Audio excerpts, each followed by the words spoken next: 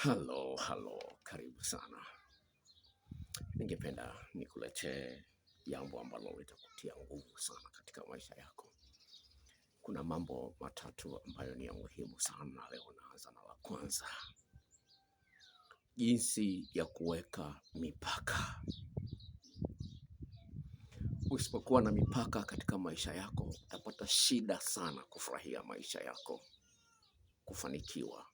Utapoteza fursa nyingi sana nzuri, utapishana nazo kwa sababu hujaweka mipaka ambayo itatawala jinsi unavyokwenda mbele.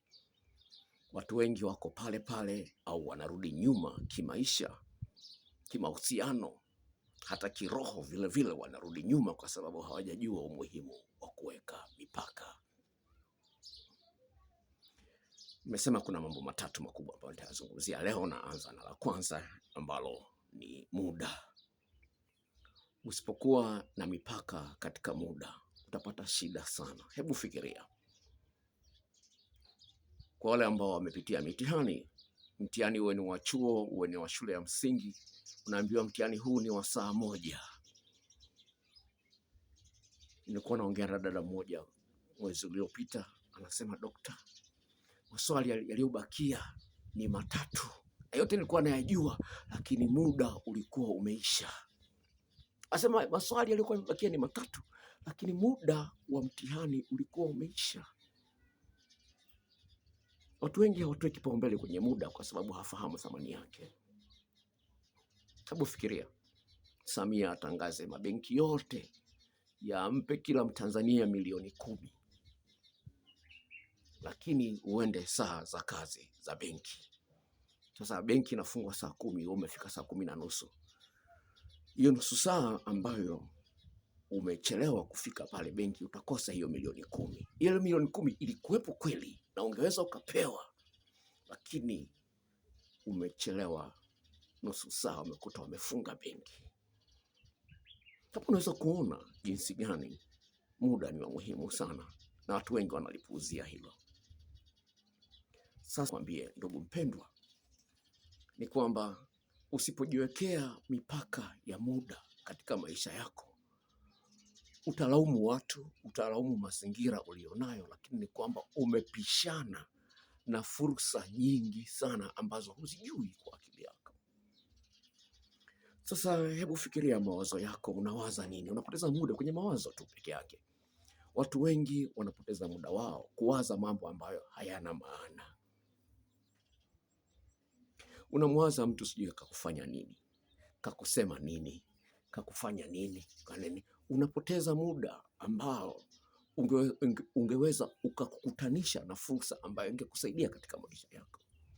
Kwenye Biblia inasema hivi, kitabu cha Mithali 15:8, inasema mawazo ya wenye bidii huelekea kwenye utajiri tu, bali mwenye pupa huelekea uhitaji. Tarudia mstari huo, Mithali 15:8. Mawazo ya wenye bidii huelekea kwenye utajiri tu, bali mwenye pupa huelekea uhitaji.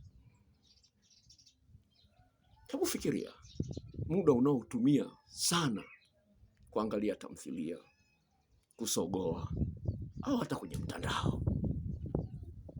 Kwani unahakikisha kwamba muda unaotumia unasaidia kukujenga wewe kiroho, kimwili na kiakili, kimaarifa? Napenda nikwambie ni hivi, mawazo yako siku zote lazima uyaweke katika matumaini kwamba nitapata kitu kizuri. Lazima, mimi siwezi kuishia hapa nilipo. Mimi siwezi kuishi maisha ya usingo, siwezi kuishi maisha ya umaskini, siwezi kuishi kufia kwenye nyumba ya kupanga. Lazima uanze kuwaza hivyo na uwe na bidii katika kuwaza mazuri. Shida iliyopo ni kwamba mwanadamu umeumbwa na nguvu ya usumaku. Sawa? Umeumbwa na nguvu ya usumaku. Mtaalamu mmoja akasemaje? Akasema hivi, usipoweza kuinua viwango vya maisha yako, ni wewe mwenyewe unapaswa ujilaumu. Unaposhindwa kuinua viwango vya maisha yako, ni wewe mwenyewe kujilaumu, kwa sababu mawazo yako bado yako kwenye ngazi ya chini. Sawa? Sasa shida ni kwamba kuna hali fulani ya ugumu unaiona iko akilini kwamba bwana, hili sitaliweza, hili ni gumu, hili ni gumu. Usiwaze vitu ambavyo unaona kwamba vitakukwamisha. Anza kufikiria kwamba siwezi nikakwamishwa kwenye hili eneo. Natafuta njia za kuruka vihunzi, za kuruka vikwazo. Sasa wewe umekalia tu kufikiria tu vitu ambavyo ni vigumu. Hata kama ni mtu ni mgumu kiasi gani, anaweza akabadilika. Iwe ni bosi wako, iwe ni mume wako, iwe ni mzazi wako, iwe ni mwanao, anaweza akabadilika.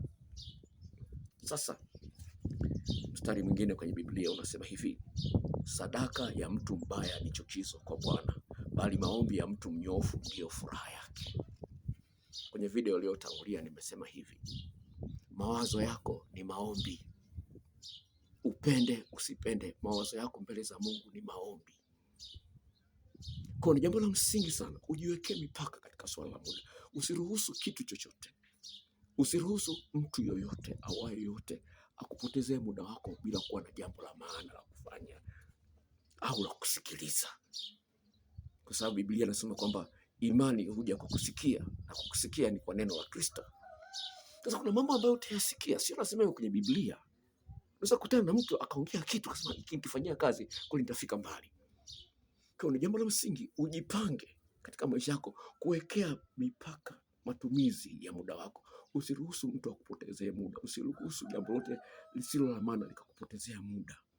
Haya ni maisha yako, haya ni maisha yako. Ni jambo la msingi sana ufahamu kwamba unao wajibu wa kuweka mipaka juu swala la muda.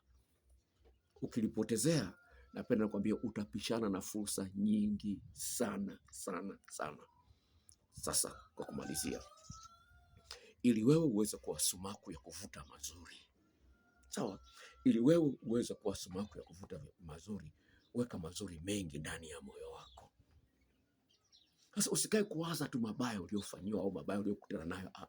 Weka mazuri mengi. Sumaku ndogo inavuta vitu vidogo, sumaku kubwa inavuta vitu vikubwa.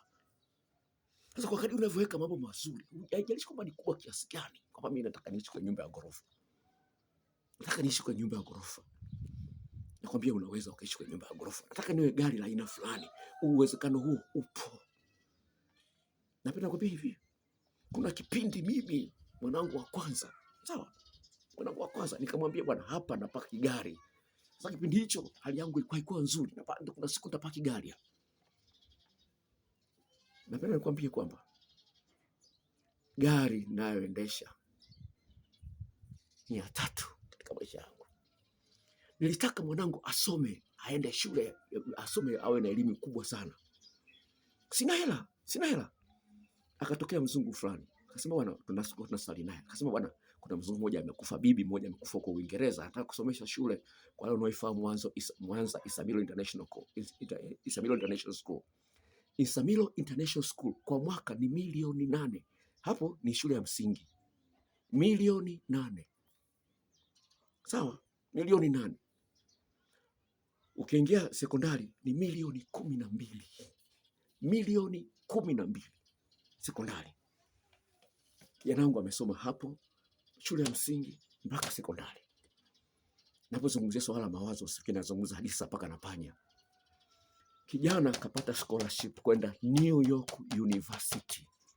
Kulipia New York University mwaka mmoja ni milioni 1 kwa hela ya Tanzania, milioni 1 na 30,000, milioni 130,000, milioni 130,000 kwa mwaka huu mmoja. Amesoma huko, anapata scholarship na mpaka hela ya mfukoni, pocket money anapewa. Haya mambo nazungumzia, huyu ni mwanangu wa kwanza. Haya mambo yanawezekana. Shida ni kwamba mawazo yako ni mafinyu sana. Inua kiwango cha mawazo yako. Usiruhusu mawazo ya kijinga yaendelee yakae kwenye moyo wako, yatafuta vitu vya kijinga hivyo. Usikae kumwaza mtu aliyekuumiza. Utavuta maumivu tena. Watakuja watu wengine wakuumiza. Kama huyu amekuumiza, mwingine atakuja mwingine vile vile. Acha kuwaza mawazo ya kijinga.